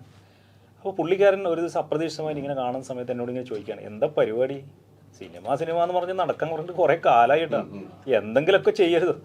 അപ്പോൾ പുള്ളി അതിനിടയിൽ ഒരു പടം ചെയ്തുകൊണ്ടേയുണ്ട്. അപ്പം ഞാൻ പറഞ്ഞു ഇങ്ങനെ സബ്ജക്റ്റുകളുണ്ട്. അപ്പോൾ എന്നോട് പറഞ്ഞു വെച്ചാൽ ചെറിയ സബ്ജക്റ്റ് ഉണ്ടോ നിൻ്റെ കയ്യിൽ? ഞാൻ പറഞ്ഞു സബ്ജക്റ്റ് എന്ന് പറഞ്ഞാൽ നമുക്ക് ചെറിയ ബഡ്ജറ്റിലൊക്കെ ചെയ്യാം, പക്ഷേ അതിൻ്റെ കണ്ടൻറ്റ് ഗംഭീരമാണ്. നീ ഇത്രയും കാലം ഇതൊക്കെ പിടിച്ച് നടന്നിട്ടുണ്ടെങ്കിൽ നിൻ്റെ കയ്യിൽ ഒന്നുമില്ലാതെ നീ നടക്കൂലല്ലോ. അങ്ങനെ കഥയും കാര്യങ്ങളൊന്നും കേൾക്കണ്ട, നീ അതിൻ്റെ മറ്റ് കാര്യങ്ങൾ പ്രൊസീഡ് ചെയ്യുമെന്ന് പറയുന്നത്. അങ്ങനെ എന്താ പറയുക, ഒരു പ്രത്യേക സാഹചര്യം നമ്മളിങ്ങനെ കുഴിയിലൊക്കെ ഇങ്ങനെ പതിച്ചുകൊണ്ടിരിക്കുന്ന സമയത്ത് ഒരു കൈ തന്ന് സഹായിച്ച ഒരു മനുഷ്യനാണ് യഥാർത്ഥത്തിൽ ഇതിൻ്റെ എല്ലാ ക്രെഡിറ്റും. ആ പേര് പറഞ്ഞില്ല. അദ്ദേഹത്തിന്റെ പേര് അബ്ദുൾ ജലീൽ എന്നാണ്. പറഞ്ഞിരുന്നു, ഞാൻ പറഞ്ഞു. അല്ല, നിർമ്മാതാക്കളില്ലാതെ സിനിമയില്ല ഒരിക്കലല്ല. അപ്പോൾ നമ്മൾ എപ്പോഴും പിന്നെ അവരെ തന്നെയാണ് നമ്മൾ ആദ്യം റെസ്പെക്ട് ചെയ്യുന്നത്. കാരണം ഞാനൊക്കെ പറയുന്നത് നമുക്കൊക്കെ ഒരു നേരത്തെ നമ്മുടെ വീട്ടിലെ പട്ടിണി മാറ്റാനോ ഒരു ഭക്ഷണം കഴിക്കാനോ നമ്മുടെ ഈ ശരീരം, ഇപ്പം ടിനിൻ്റെത് എൻ്റെയും ശരീരം എന്ന് പറഞ്ഞാൽ ഈ നിർമ്മാതാക്കളുടെയും അല്ല നമ്മൾ എൻ്റെ തന്നെ നമ്മൾ ഒരു ജോലിയും ചെയ്തിട്ടില്ല, ഒരു ബിസിനസ്സും ഇല്ല. കാരണം പ്രോഗ്രാം ചെയ്ത സംഘാടകരുടെ ഒക്കെയാണ്. അപ്പോൾ നമ്മൾ ആദ്യം നമ്മുടെ റെസ്പെക്റ്റും ഒക്കെ അവരോട് തന്നെയാണ്. കാരണം അവരില്ലെങ്കിൽ ഈ പറയുന്ന ഒരു പ്രതിഭകളും ഇല്ല. ഒരിക്കലും ഇല്ല. കഥ എഴുതാൻ ഡയറക്ടർ ആക്ടർ ഉണ്ടാവും, പക്ഷേ പണം മുടക്കാൻ ഒരാൾ വേണമല്ലോ. അല്ല, മാതാവില്ലാതെ നമ്മൾ ജന്മമില്ല എന്ന് പറയുന്ന പോലെ നിർമ്മാതാവില്ലാതെ സിനിമയില്ല. അതൊരു മാതാവാണ്. തീർച്ചയായിട്ടും അതാണ് ആ ഒരു ഓർമ്മ എല്ലാവർക്കും ഉള്ളത് നല്ലതായിരിക്കും. വേണം ഉള്ളവര്. അല്ല, സുരേഷ് ഗോപി പോലും ജയിച്ചപ്പോൾ ലൂർദ് മാതാവ് എന്നല്ലേ പറഞ്ഞത്? മാതാവിന് നന്ദി പറഞ്ഞാൽ മതി. അല്ല, ഞാൻ പറഞ്ഞ മാതാവില്ലാണ്ട് ഒരു സ്ത്രീ ഇല്ലാണ്ട് എങ്ങനെ ജന്മം ഉണ്ടാകും? മാതാവില്ലാതെ ആർക്കും ജന്മമില്ല. നിർമ്മാതാവ് അതുപോലെ തന്നെ എന്താണ് ഞാൻ പറഞ്ഞത്. വേറെ ഒന്നും പറഞ്ഞില്ല. അപ്പൊ വിളിച്ചിട്ടുണ്ട്, പറഞ്ഞ് സംസാരിച്ചിട്ടുണ്ട്. പിന്നെ അതിൻ്റെതായ പ്രോട്ടോകോളും കാര്യങ്ങളൊക്കെ ഉണ്ടല്ലോ പ്രോഗ്രാംസ്. അതെ, ജനറൽ ബോഡിക്ക് അറിയാലോ. നമ്മൾ ആദ്യം തന്നെ നമ്മൾ അദ്ദേഹത്തിനെ കൊണ്ടുവരാൻ ഒരു പ്രധാന കാരണക്കാരൻ. അതെ അതെ, കഴിഞ്ഞ വർഷമല്ലല്ലോ. ആ സുഹൃത്ത് ബന്ധം ഇപ്പോഴും കാത്തു സൂക്ഷിക്കുന്നുണ്ട്. അറിയാലോ ഏതൊക്കെ കടമ്പകൾ കടന്നു വന്നതാണെന്നുള്ളത്. ഞാൻ രാഷ്ട്രീയം ഏതുമായിട്ട് സന്തോഷിന്റെ രാഷ്ട്രീയമാണ്, എന്റെ രാഷ്ട്രീയമാണ്. സുരേഷ് ഗോപി എന്നുള്ള വ്യക്തിയെ കുറിച്ച് താങ്കളുടെ അഭിപ്രായം? എനിക്ക് ഭയങ്കര ഇഷ്ടമാണ്. അദ്ദേഹത്തെ വിജയത്തെ എങ്ങനെ കാണുന്നു? ജനാധിപത്യ രാജ്യമാണല്ലോ. അപ്പോൾ ജനങ്ങൾ വോട്ട് നൽകി വിജയിക്കുന്നു. അപ്പോൾ ജനങ്ങളാണ് ഏറ്റവും വലിയ ഇവിടുത്തെ. അപ്പോൾ അവർക്ക് തോന്നി അദ്ദേഹത്തെ വിജയിപ്പിക്കണം. കാരണം ഒരിക്കലും സുരേഷ് ഏട്ടൻ്റെ രാഷ്ട്രീയവും എൻ്റെ രാഷ്ട്രീയം തമ്മിൽ ഒരിക്കലും യോജിക്കില്ല എന്ന് പറഞ്ഞാൽ വ്യത്യസ്തമായ ആശയത്തിലൂടെ പോകുന്നതാണ്. അത് ഈ അടുത്ത കാലത്താണ് ഒരുമിച്ച് 1-2 സിനിമകൾ ഒരുമിച്ച് അഭിനയിക്കാൻ സാധിച്ചത്. ഇപ്പോൾ എൻ്റെ കീഴാറ്റൂർ സമരവുമായി ബന്ധപ്പെട്ട് അദ്ദേഹം അവിടെ വന്നപ്പോൾ പോലും അദ്ദേഹം എന്നെ കാണാൻ പോലും അന്വേഷിച്ച ഒരാളാണ്. അത് വലിയൊരു മനസ്സാണ്. പിന്നീട് അദ്ദേഹത്തിൻ്റെ കൂടെ സിനിമയിൽ അഭിനയിക്കാൻ പോയ സമയത്ത് ഈ വിഷയങ്ങളൊക്കെ സംസാരിക്കുമ്പോൾ ഞാൻ അതിൻ്റെ ഒറിജിനൽ കാര്യങ്ങൾ പറയുമ്പോൾ അദ്ദേഹത്തിന് മനസ്സിലായിട്ടുണ്ട് അവിടെ നടന്ന കാര്യങ്ങൾ എന്താണ്. പക്ഷേ അദ്ദേഹത്തിൽ ഞാൻ കണ്ടിരിക്കുന്നത് വെച്ചാൽ അദ്ദേഹം ഒരു പൊളിറ്റീഷ്യൻ എന്നതിലപ്പുറം ഒരു ഭയങ്കര മനുഷ്യസ്നേഹിയാണ്. സമൂഹത്തിൽ എന്തെങ്കിലും ചെയ്യണം എന്നാഗ്രഹിക്കുന്നത് വളരെ അപൂർവ ആൾക്കാരേ ഉള്ളൂ. അതിൽ പെട്ട ഒരാൾ. അപ്പോൾ അങ്ങനെയുള്ള ഒരാൾ ജയിച്ചു വരുമ്പോൾ നല്ല പ്രതീക്ഷയുണ്ട്. പക്ഷേ അദ്ദേഹം മറ്റൊരു തരത്തിൽ എവിടെയും ലോക്കായി പോകാൻ പാടില്ല. അദ്ദേഹം നല്ല ഭരണാധികാരിയാവണം, നല്ല മന്ത്രിയാകണം, നല്ല പൊളിറ്റീഷ്യൻ ആകണം. പക്ഷേ നമ്മൾ ഇത്രയും കാലം നമ്മളെ കേരളം കാത്തു സൂക്ഷിക്കുന്ന വലിയൊരു മതേതരത്വമുണ്ട്. മതത്തിൻ്റെയും ജാതിൻ്റെയും പേരൊന്നും അധികം തമ്മിൽ തല്ലുകൂടാത്ത ഇന്ത്യയിലെ ഒരു നല്ല സംസ്ഥാനമാണ് കേരളം. അത് ഉണ്ടാവില്ല എന്ന് തന്നെയാണ് ഞാൻ പ്രതീക്ഷിക്കുന്നത്. അത് അദ്ദേഹം പറയുന്നത് തന്നെയാണ്. അദ്ദേഹം നല്ല ഒരു മതേതരത്വം കാത്തു സൂക്ഷിക്കുന്ന ഒരു നല്ല പൊളിറ്റീഷ്യനായിട്ട് അദ്ദേഹം വരും. അദ്ദേഹത്തിനും ജനങ്ങൾ പ്രതീക്ഷിക്കുന്നതുകൊണ്ടാണ്. കാരണം വോട്ട് ചെയ്യുക എന്ന് പറഞ്ഞാൽ അവരവൻ്റെ ഇഷ്ടമാണ്, അല്ലേ? ജനങ്ങൾ അത്രയും വോട്ട് ചെയ്തു, അദ്ദേഹത്തിന് ഇഷ്ടപ്പെട്ടു, അദ്ദേഹത്തിന് ജയിച്ചു. അദ്ദേഹത്തിൻ്റെ വിജയത്തെ ഹൃദയപൂർവ്വം സ്വാഗതം ചെയ്യുന്നു. ഞാനൊരു മെസ്സേജ് വിട്ടിരുന്നു, മെസ്സേജ് അദ്ദേഹം റെസ്പോണ്ട് ചെയ്തു. അതാണ് എനിക്ക് ഭയങ്കര സന്തോഷം. റെസ്പോണ്ട് ചെയ്തിരുന്നു. അപ്പോൾ അദ്ദേഹത്തിൻ്റെ മകളുടെ കല്യാണം ക്ഷണിച്ചിരുന്നു. എന്നെപ്പോലത്തെ ഒരു ചെറിയ നടനെ പോയി പങ്കെടുത്തിരുന്നു. അതാണ് നമ്മൾ ഇതെല്ലാം അൾട്ടിമേറ്റ് എന്ന സ്നേഹമാണ്. നമ്മൾ രാഷ്ട്രീയം ആശയമൊക്കെ ഉണ്ടാവും, പക്ഷെ മനുഷ്യരെ പരസ്പരം അങ്ങോട്ടും ഇങ്ങോട്ടും തിരിച്ചറിയുക, വലിപ്പച്ചെറുപ്പമില്ലാതെ. എനിക്ക് അങ്ങനെ ഒരുപാട് സ്നേഹം. ഞാൻ പറയാം, ഞാൻ വലിയ നായകനായിട്ടോ വലിയ സിനിമകളൊന്നും ചെയ്യാത്ത ഒരാളാണ്. പക്ഷേ ഈ പറഞ്ഞ ഇവരുടെ നിന്നൊക്കെ എനിക്ക് കിട്ടിയിരിക്കുന്നതും അത് തന്നെ. അതുകൊണ്ട് തന്നെയാണ് ഞാൻ ഇപ്പോഴും ഇവിടെ നിലനിൽക്കുന്നതും. അതിൽ യാതൊരു ഇതുമില്ല. സുരേഷ് ഏട്ടൻ്റെ രാഷ്ട്രീയം ഏതുമായിക്കോട്ടെ, രാഷ്ട്രീയത്തെ ജനങ്ങൾ സ്വീകരിച്ചു, തൃശ്ശൂർക്കാർ സ്വീകരിച്ചു. ഇനി അത് അയാൾ തുടർന്നു കൊണ്ടുപോയി നല്ല പ്രതീക്ഷയുണ്ട് അയാൾ സമൂഹത്തിന് വേണ്ടി ചെയ്യും. പിന്നെ ഇത് തന്നെ നമ്മുടെ രാജ്യം എങ്ങനെയാണോ, നമ്മുടെ നാട് ഇതേ സ്നേഹത്തോടു കൂടി ഇതേ ഒത്തൊരുമയോടുകൂടി മുന്നോട്ട് കൊണ്ടുപോകണം. കാരണം നമ്മളൊക്കെ ആഗ്രഹിക്കുന്നതാണ്, അതിൽ വേറെ ഒന്നുമല്ല. തീർച്ചയായിട്ടും അത്ര ഞാൻ വിശ്വസിക്കുന്ന രാഷ്ട്രീയ പ്രസ്ഥാനം പോലും തെറ്റുകൾ ചെയ്യുമ്പോൾ ഞാൻ കൃത്യമായിട്ട് വിമർശിക്കുന്ന ഒരാളാണ്. തീർച്ചയായിട്ടും എഴുതാറുണ്ട്, തുറന്ന് എഴുതാറുണ്ട്. അപ്പോൾ അത്രയേ ഉള്ളൂ. നമ്മളെല്ലാവരും മനുഷ്യന്മാരായിട്ട് ഇവിടെ ജീവിക്കണം. നമ്മളിവിടെ കിട്ടി, ഇനി അടുത്ത തലമുറയ്ക്ക് ഈ ഭൂമി ഇതുപോലെ കൊടുക്കണം അല്ലേ? നമ്മളത് നശിപ്പിക്കാൻ പാടില്ല. നമ്മൾ ഈ അഹങ്കരിച്ചതൊക്കെ നമ്മൾ ജീവിച്ചു നോക്കാൻ ഇതിന് മുന്നേ പോയ തലമുറ നമുക്ക് തന്നതുകൊണ്ടാണ്. അവർ നട്ടുവളർത്തിയ നമ്മൾ ഇപ്പം ഐതർക്കിയും ഞാനും ടിനിയും അല്ലെ രഞ്ജിയും നട്ടുവളർത്തിയ ഏതെങ്കിലും മരം വളർന്ന് വലിയ പന്തലിച്ചിട്ടുണ്ടോ? ഇല്ല. നമ്മുടെ മുന്നേ പോയ ആൾക്കാർ, അത് സിനിമ പോലും അങ്ങനെ വേണം വായിക്കാം, അവർ നട്ടുവളർത്തി പന്തലിച്ച അതിൻ്റെ തണലിലാണ് ഞാനും നിങ്ങളൊക്കെ ജീവിക്കുന്നത്.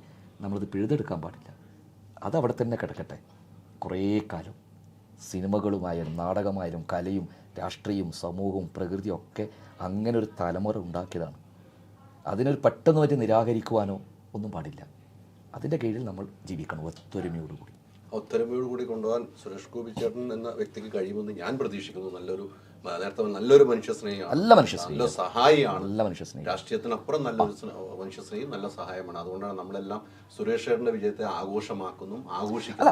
നിങ്ങൾ കണ്ടില്ലേ ഇപ്പം സുരേഷ് ചേട്ടൻ ജയിച്ചപ്പോൾ ഇപ്പം മമ്മൂക്കയ്ക്ക് വ്യത്യാസം ഉണ്ടായിരിക്കാം, ലാലേട്ടന്, പക്ഷെ എല്ലാവരും ഒരേപോലെയാണ് അദ്ദേഹത്തിന് കൺഗ്രാജുലേഷൻ പറഞ്ഞത്. ടിനിയായിട്ട് പിന്നെ വളരെ ഞാൻ അതിന്റെ വിശദീകരണം തരേണ്ട ആവശ്യമില്ല, ഓൾറെഡി ഉള്ളതാണ്. അല്ല, അതാണ് വേണ്ടത്. ഞാൻ പറയാം, നമുക്ക് രാഷ്ട്രീയം നിങ്ങൾക്ക് ഇഷ്ടമുള്ള രാഷ്ട്രീയം അതാണല്ലോ നമ്മുടെ രാജ്യത്തിന്റെ പ്രത്യേകത. അത് നാടിന് വേണ്ടി ആകുമ്പോഴാണ് നമുക്ക് ഭയങ്കര സന്തോഷം.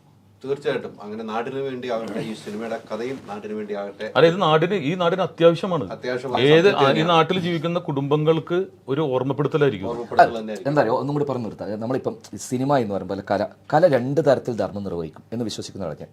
ഒന്ന് ഭയങ്കര എൻ്റർടൈൻ ചെയ്യിക്കും. കലയ്ക്ക് വേണ്ടി, കല സമൂഹത്തിന് വേണ്ടി ആയിരിക്കണം. അപ്പോൾ നമ്മൾ പലപ്പോഴും പറയാം, എത്രയോ സിനിമകൾ, എത്രയോ കലാരൂപങ്ങളൊക്കെ ഒരുപാട് ഇൻഫ്ലുവൻസ് ചെയ്തിട്ടുണ്ട് നമ്മുടെ നാടിൽ. ഇന്നലെ പോയി ഞാൻ ട്രെയിനിൽ വരുമ്പോൾ ഒരു ചെറിയൊരു അനുഭവം പറയാം. ഒരു 70 വയസ്സുള്ള കുറേ ടീം ട്രെയിനിൽ അവർ റീയൂണിയൻ SLC ബാച്ചിൻ്റെ ഇവിടെ ഒരു ടൂറിന് പോവാണ്. അപ്പോൾ ഞാൻ ചോദിച്ചത് ആ കേരളത്തിൽ ഇത്രയധികം റീയൂണിയൻ നടന്നത് എന്തുകൊണ്ടറിയാം? ക്ലാസ്മേറ്റ്സ് എന്ന് പറഞ്ഞൊരു സിനിമ ഇറങ്ങിയ ശേഷം. തീർച്ചയായിട്ടും സത്യമാണ്. കാരണം പഴയ സൗഹൃദങ്ങളെ കൂട്ടിപ്പിടിക്കുന്നു, അവർ സംസാരിക്കുന്നു, കാണുന്നു, പഴയ കാര്യം. പിന്നെ അതുമാത്രമല്ല, അവർ വെച്ചാൽ ഇപ്പോൾ 70-ാം വയസ്സിൽ ഭയങ്കര ഒറ്റപ്പെട്ട് നിൽക്കുകയാണ് ഇവരൊക്കെ. മക്കളും പേരക്കുട്ടികളൊക്കെ വിദേശത്ത്. അവരവരെ പഴയ 10ാം ക്ലാസ്സിലെ ആൾക്കാരെയും കൂട്ടിപ്പിടിച്ചാൽ ഇതൊരു സിനിമ ഉണ്ടാക്കുന്നതാണ്. മനസ്സിലായി? അപ്പോൾ കല സമൂഹത്തിനും കൂടിയാണ്.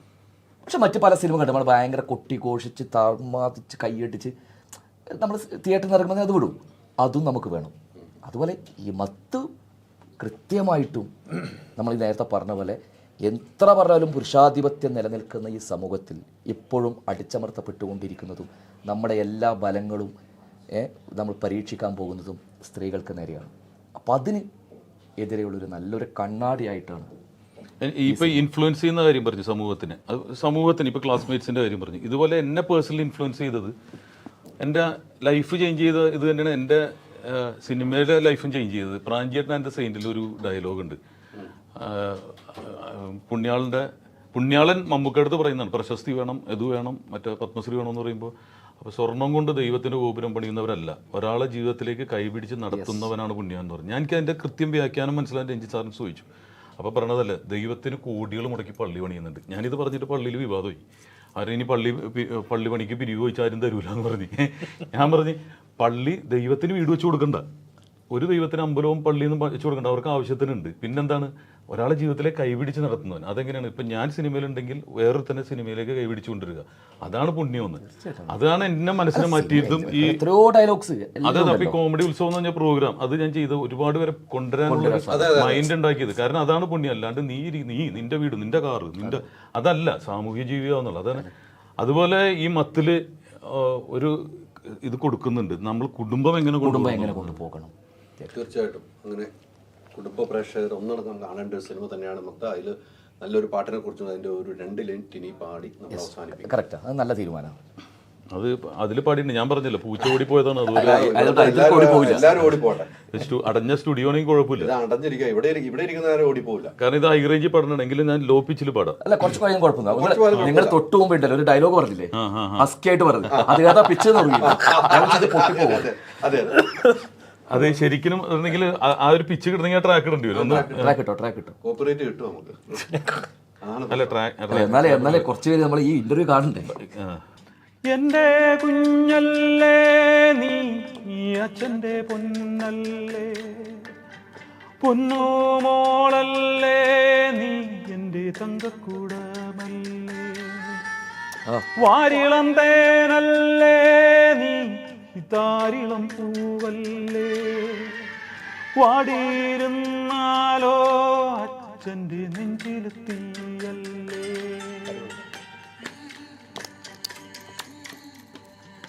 പാടും കുയിലോ നീയാടും മയിലോ, പാലൂറും ചിരിയോ നിൻ തേൻമൊഴിയോ, കണ്ണാടിപ്പുഴയിലെ ചില്ലോളമോ, മാനത്തെ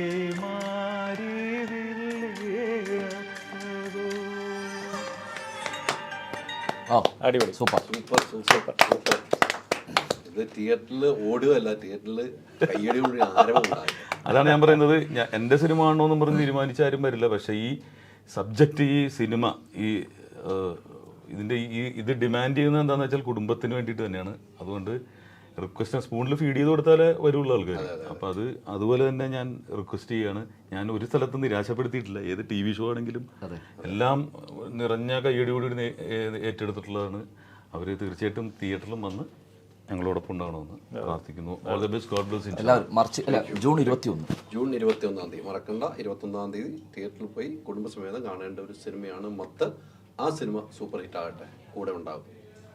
താങ്ക് യു.